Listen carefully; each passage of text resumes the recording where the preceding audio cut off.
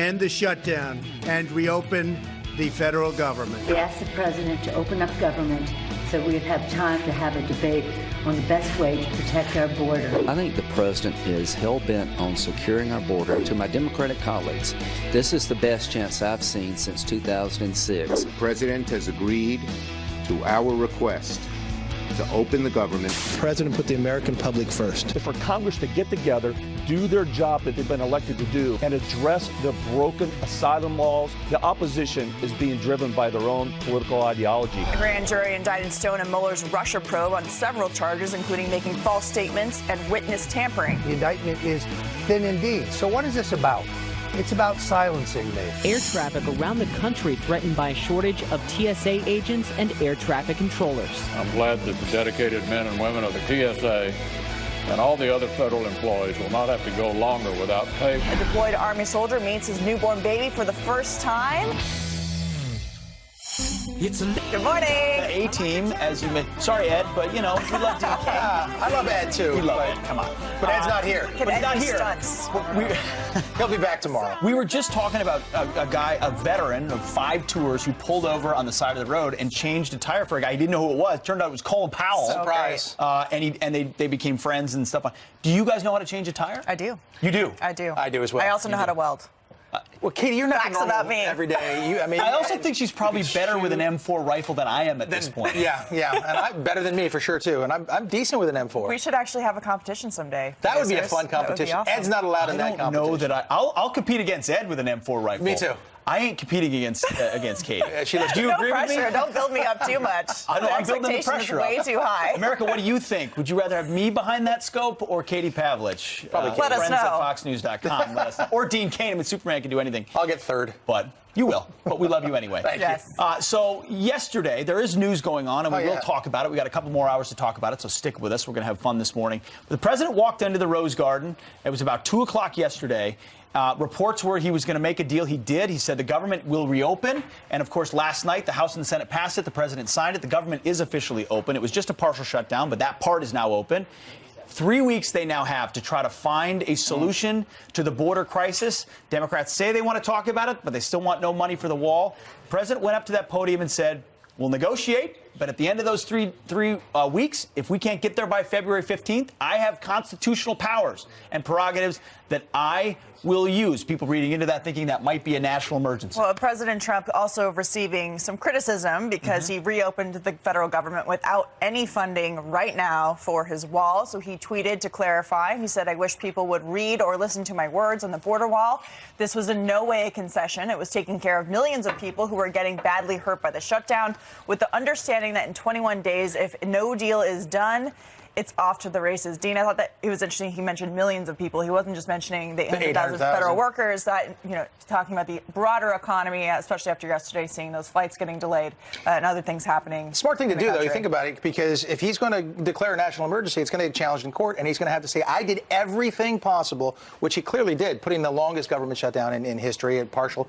Nancy Pelosi did everything possible she could to not negotiate. True. Right? I mean, her only chip was, I won't even talk to you. I won't let you have the State of the Union. I'm going to Hawaii. I'm going to try to go on a foreign trip until you open the government. So in some sense, the president has called her bluff. Well, the government's open now, so It's up to Nancy Pelosi to come to the table and actually have those conversations. But Mark Morgan, who's a former Border Patrol chief under former President Obama, which makes him an Nancy expert. Pelosi might not like the wall, but he thinks a wall is very important.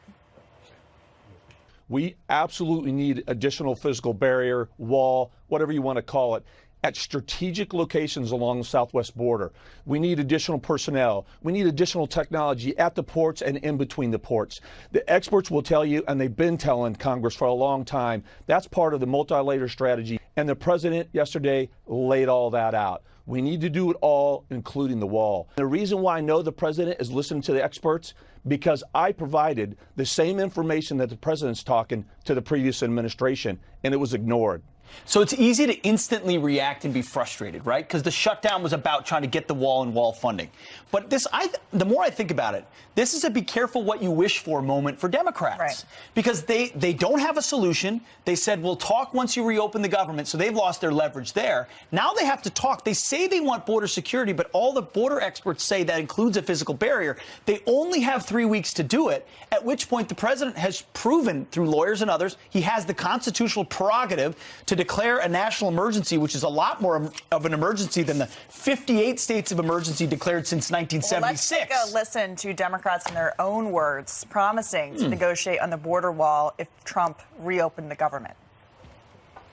It's much harder to achieve a good negotiation while the government shut down. We'll continue to negotiate. The first order of business, open up the government. The president proposed yesterday increasing border security. I'll use that as a starting point, but you've got to start by opening the government. Open government, and then to give us a short period of time, 3 weeks has been suggested, in order to come up with a homeland security, border security plan. We all agreed to work in good faith once government is opened. We're very firm in our support on how we secure our borders.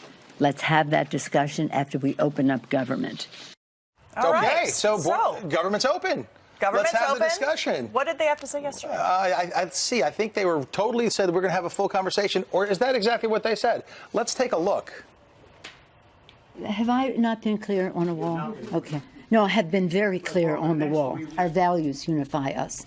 And I'm sure it's the same in the Senate.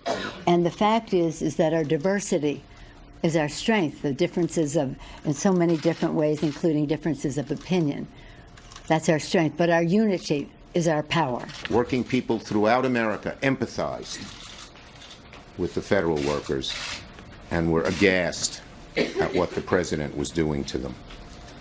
Hopefully now the president has learned his lesson. Yeah, maybe they've learned their lesson. We'll see if not. Now, we've talked a lot about a national emergency. We were preparing for the show this morning. I thought, I don't really know that much. I still don't know that much about what a national emergency really means. But the stats are out there. I mean, there have been, since 1976, and I think we have a scrolling list of them, 58 states of emergency have been declared. 31 of those emergencies are still in effect.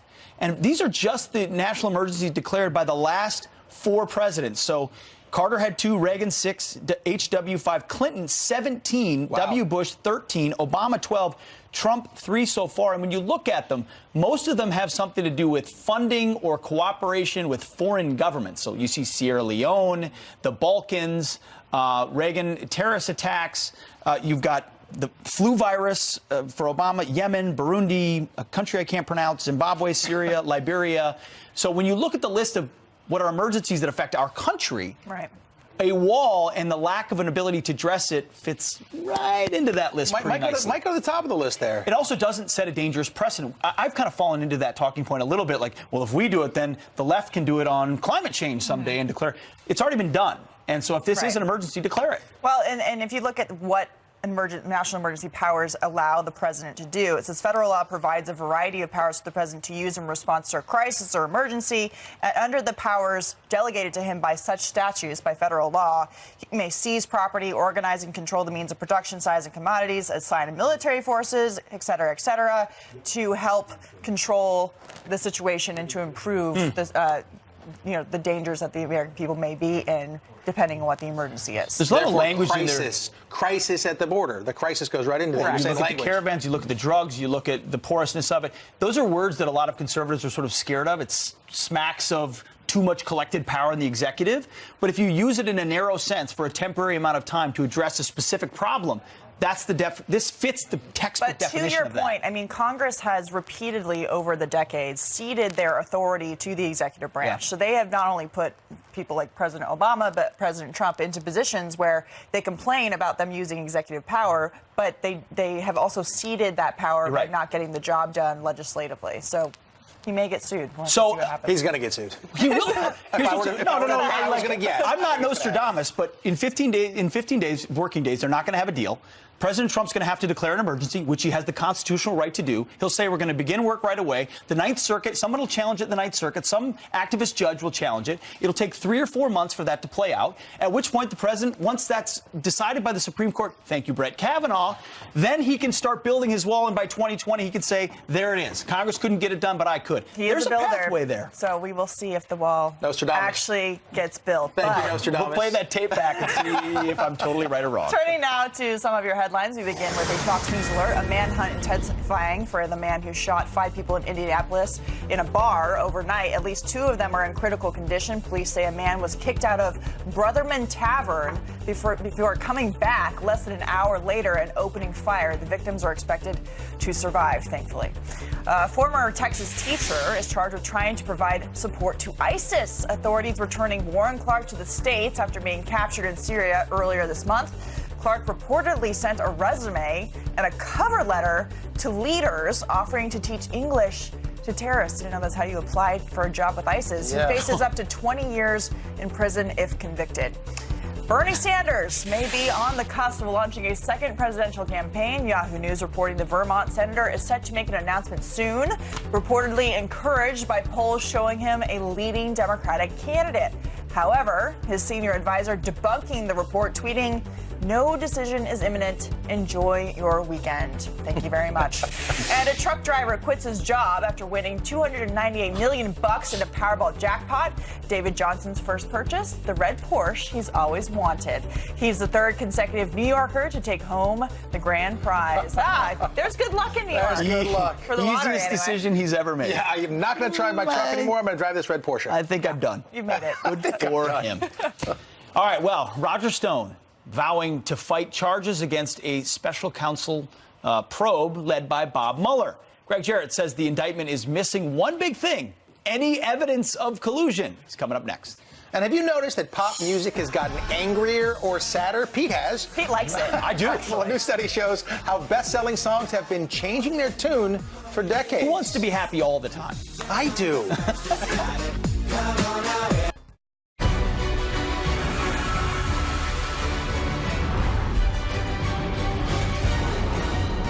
The indictment is thin indeed. So what is this about?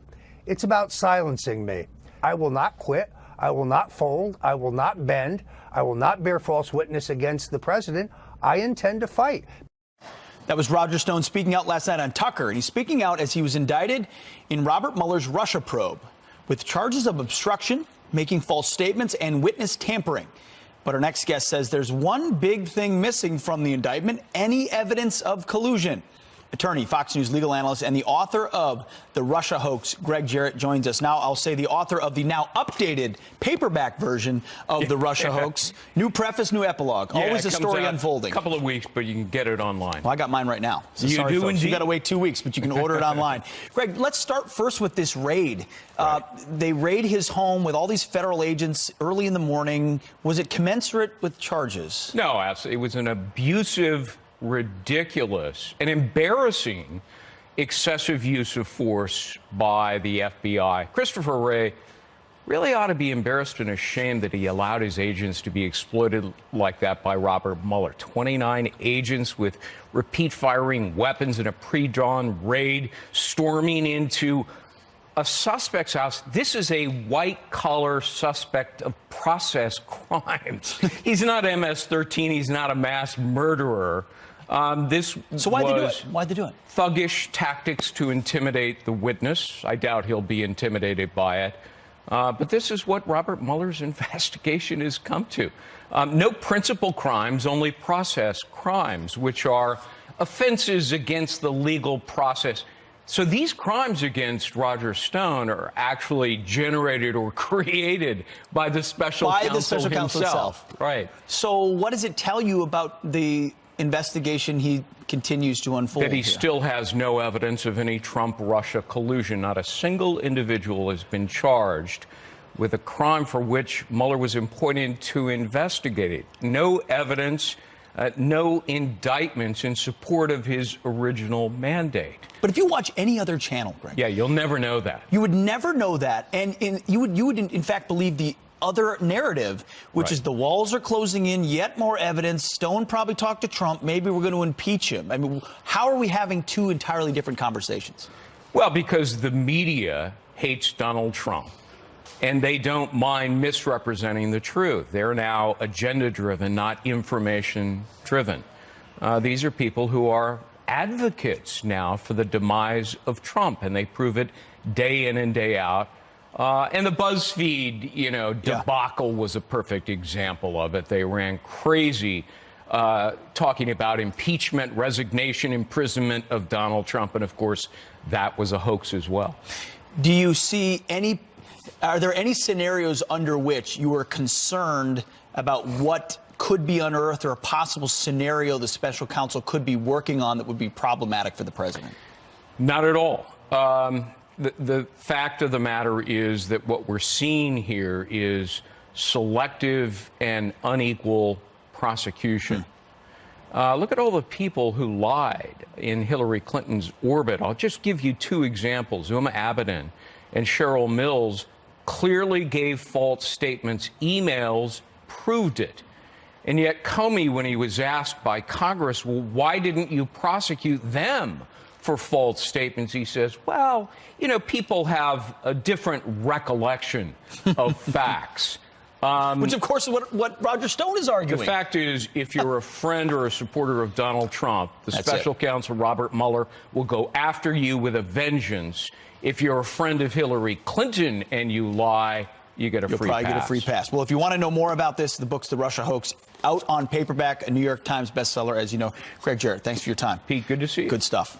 All right, well, New York's ultra-liberal governor signing a new law allowing many abortions up until a baby's due date. Some might call it infanticide. Many Catholics now outraged, including our next guest, a New York bishop, here to call out Governor Cuomo, coming up next. Plus, here's some serious road rage. A man jumps on a hood and smashes a woman's windshield. What led to that terrifying outburst? I recorded. What the?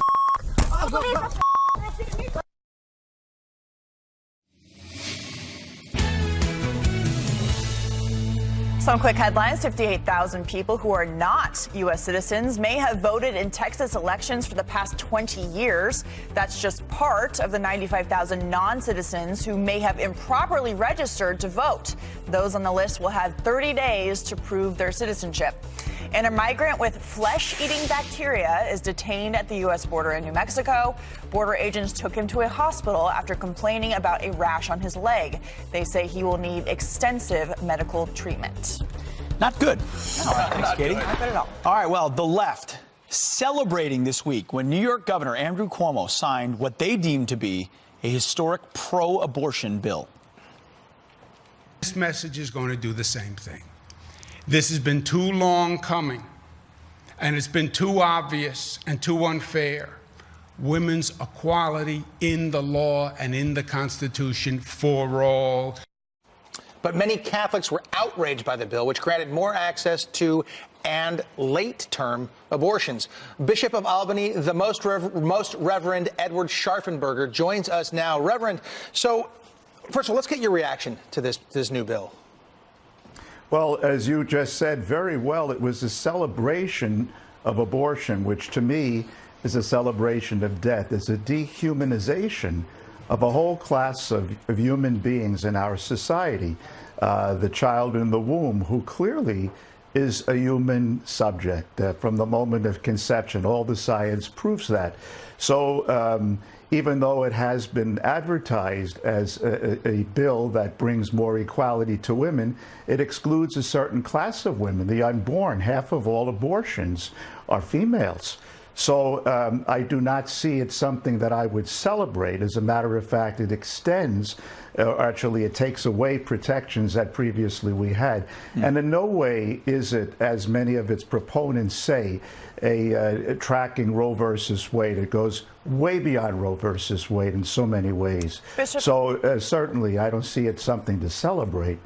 Bishop, the governor has talked about his faith. He talked about the faith during the State of the State. We want to hear what he had to say about that and then get your reaction on the other side. Yeah.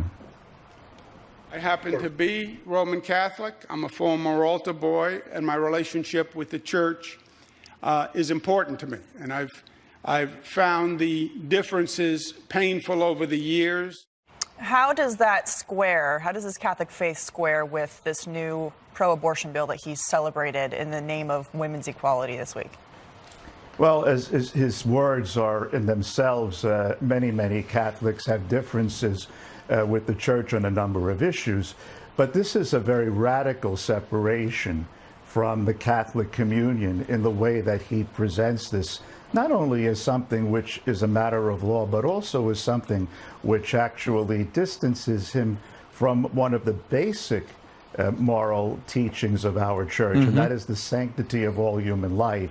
And of course, Pope Francis has been very outspoken, even before he was Pope, back in his native country, about the sanctity of all human life. So although the governor understandably would like to ally himself with Pope Francis, in this regard, he is light years away. Bishop, walk me through the mindset, though, because it's one thing to be a reluctant advocate for women to make a choice early on in their pregnancy and say, I think there's a right for abortion. It's another thing to celebrate bringing on late-term abortions. What is, I mean, to me, they're the same thing, but they're light years apart. What is the mindset that celebrates versus reluctantly argues for it? I wish I could understand that. Personally, I can't get into the mind of heart. It may be some form of denial. It may be something else. And I don't know what is actually in that mindset that does not see. I mean, the kind of procedures that now are possible in New York State, we wouldn't even do to a dog or a cat in a similar situation. It's torture.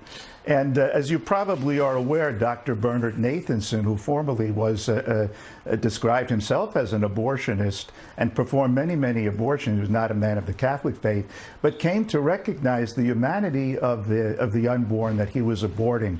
And of course, he famously produced a documentary called The Scream, in which he detailed the incredible pain that a human being feels in the womb, even at early stages. Bishop, there's been a number of people who are screaming for Governor Cuomo to be excommunicated from the Catholic Church. What are your thoughts on that?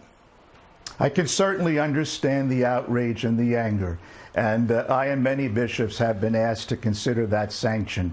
As you know, Governor Cuomo is not a resident of my diocese, so I would not have what we call jurisdiction. I'm not his county executive, so to speak. But that's a technical question.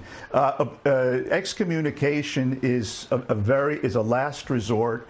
And as the governor continues to distance himself from our communion, it may unfortunately result in that. My hope is that since his faith is important to him, he will reconsider the importance of maintaining that communion and not continue to distance himself. There are different forms of what we might generally say excommunication. One can put themselves in a position whereby morally they cannot receive communion at the altar rail, and I believe the governor is in that situation right now. Yeah. Well, late-term abortion and the celebration of it seems like pretty close to the standard for that cause. That's right. Bishop, thank you very much for your time. We appreciate it. My pleasure. Thank you very much. You got it. Well, he lost his bid for governor of Florida. Now Democrat Andrew Gillum's Florida ethics troubles may have just got worse. He may have broken ethics laws, and it may hurt his political career. Plus, it's the best of the B's. Beer, bourbon, and barbecue. A festival celebrating all three stops right here on Fox and Friends next. Yes. And have you noticed pop music has gotten angrier or sadder? A new study shows how best-selling songs have been changing their tune for decades.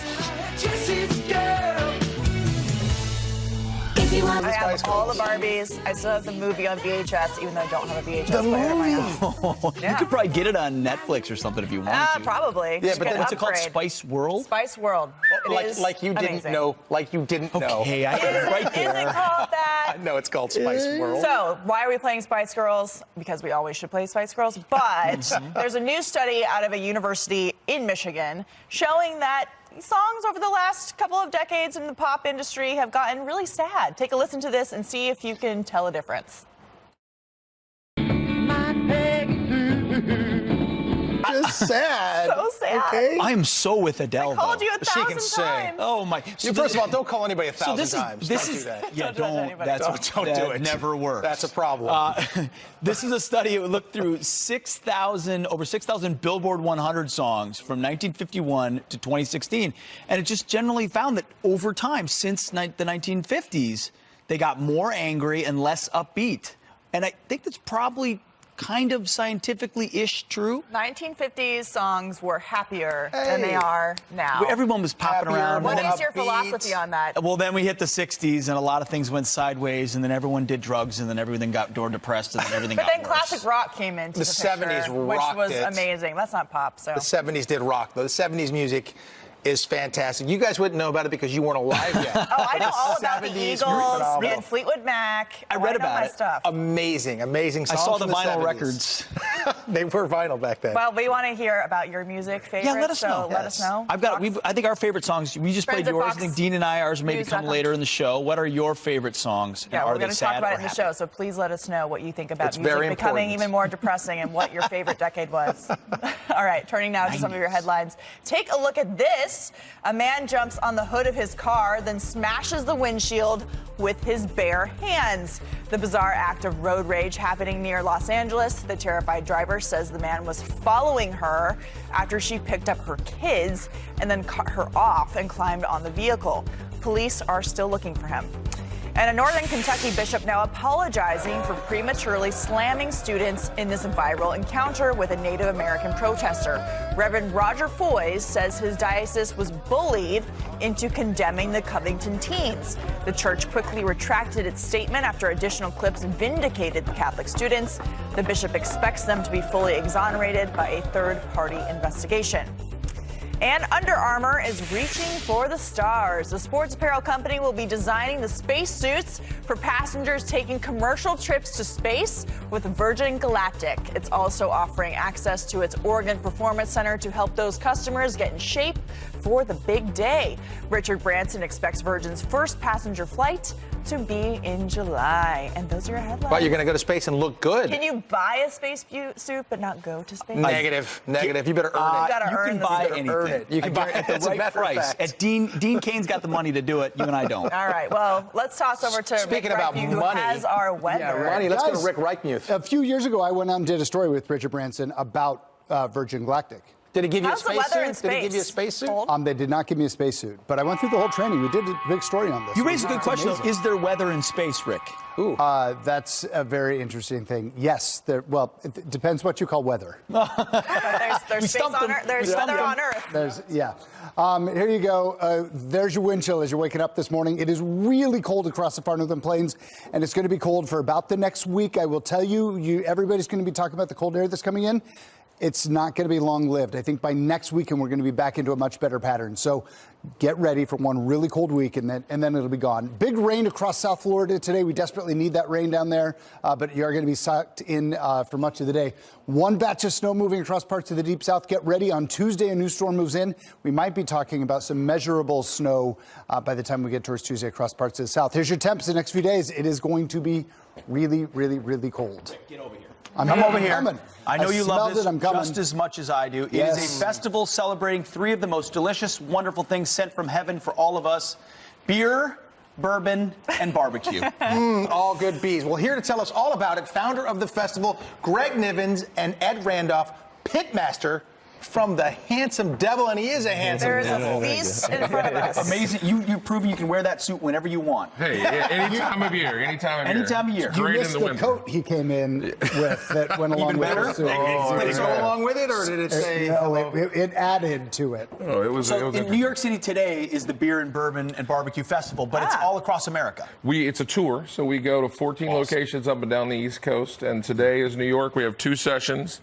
and you're all welcome to come. And all you of brought the it to viewers. us. Bring it on, bring it on, come We don't on. have to go anywhere. Yeah. Where did you come up with the greatest idea of all time? I'm from North Carolina, so I was born and raised down there in Charlotte, North Carolina, and I married a Yankee who lived in Maryland. Oh, boy. And we moved to Maryland, and they didn't have all the things that I loved in Maryland, so I brought it to Maryland, and then we moved it all over the country because there are rednecks everywhere, all over the Yes, place. there are. We like God them bless all. them all. We love them. So tell us about what's on the table here. First of all, let's start with, can we start with the pig? Because everybody saw the pig when we moved. You just got to start. Is that a real pig? The Pitmaster Ed, please. Pitmaster Ed, tell us what's going on. Because that's a real pig. This is a real pig. This is actually a local Hudson Valley product. We got about a Myler's farm up in Pine Plains, New York. We came down last night around 5 p.m. We rolled into town and threw little Eleanor on the smoker, and she's been going until we came down this morning. She was a pig. Absolutely. You don't need her. This is brisket, though, right? Oh, my goodness. So is this more of a North Carolina? Oh, yeah. This is more, oh, geez, don't get that on my dress. Brisket upon is more of a North Carolina style? This is Texas style salt pepper rub we put on there. So you're from North Carolina, though. So is there a rivalry between? Oh, well, everything in North Carolina is all hog. I mean, it's all vinegar-based pork. Got it. When you get to Texas, you get to just brisket. So, Pitmaster, if people Yes. want to get out and try all these things today, can they? Absolutely. We have all of these here. that? I know we're kind of short on time, so I'll Boogie. Give us the highlights. Highlights. We have today. We have whole hog. We have some sausage. You have your beans. We have some cornbread and muffins here for you.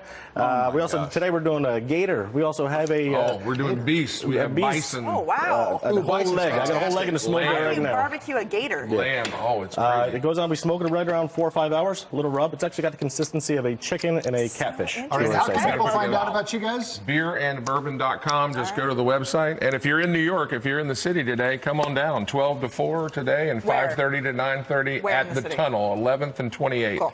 It's worth it. It's really good. Come on down. Can It'll be fun. There's beer too? Absolutely. There we go. That's the best way to start the morning. Yeah, that's right. It was a pop. Stick with us. It's going to get interesting. No, it won't. Well, we're going to eat a lot of brisket, and you should come out and check them out. Very cool. All right, President Trump agreeing to reopen the government for 3 weeks, but will Democrats actually come to the table to negotiate?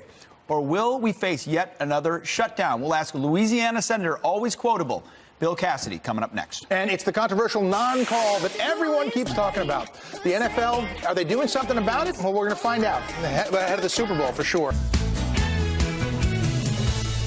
Okay, some quick headlines. California's Golden State Warriors may have snubbed President Trump, but not former President Barack Obama. The NBA champions skipped out on a White House visit 2 years in a row, but the team made sure to meet and pose with Obama before their victory against the Washington Wizards on Thursday.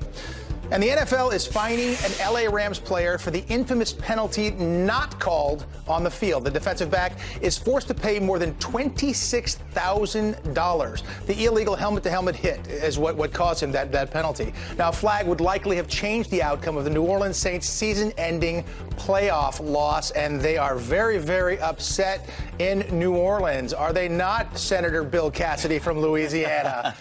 Your reaction, what should be done? How can you get retribution?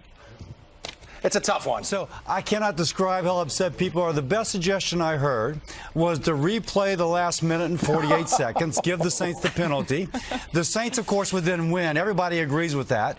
At that point, you donate the proceeds. You donate the proceeds to offset the losses of the folks laid off during the shutdown. I think that's a great idea. It is going to take an act of Congress to get retribution for this call. It was a horrible call. I'm a former defensive back.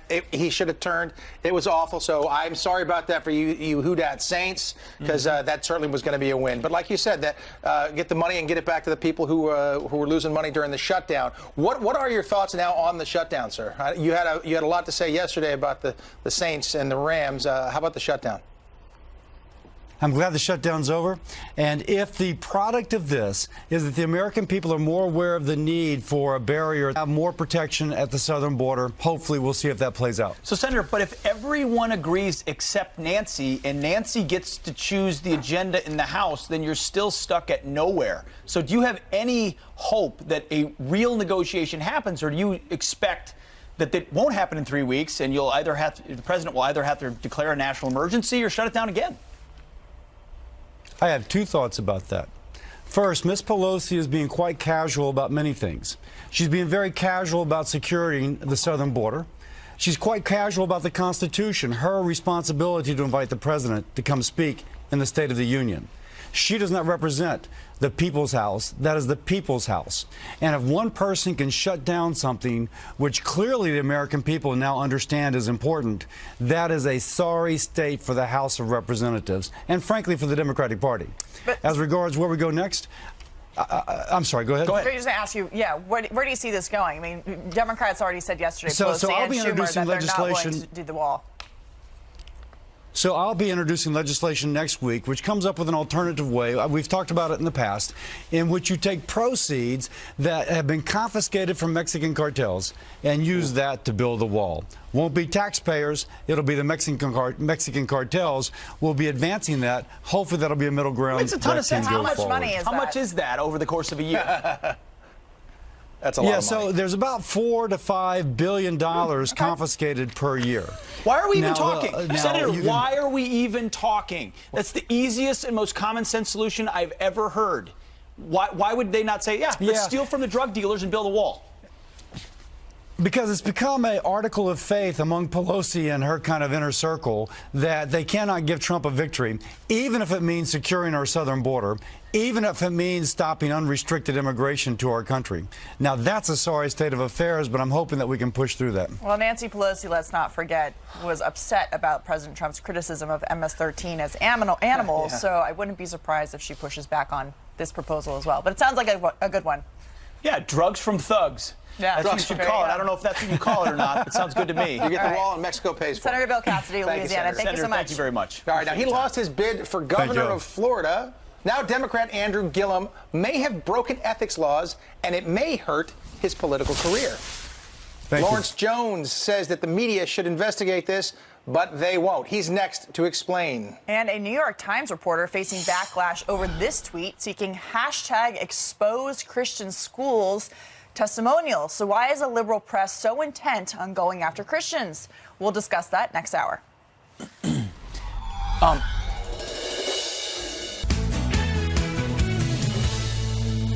Did you know when you took that ticket from your brother that an undercover agent posing as a developer had paid for the ticket and was gifting it to you? In the state of Florida, we got a lot of issues. In fact, we got 99 issues, and Hamilton ain't one of them. I get that this is what my opponent wants to discuss, but I would ask him, what happened to the $145,000? All right. Well, remember that fiery moment amid the 2018 race for Florida governor, the Democratic nominee, Andrew Gillum, deflecting whether or not he's accepted gifts from lobbyists during his time as mayor of Tallahassee. But now a state's ethic panel finds probable cause that debunks his claims. So will the media cover this? Here to react, Fox News contributor Lawrence Jones. Lawrence, good morning. Thank you for being here.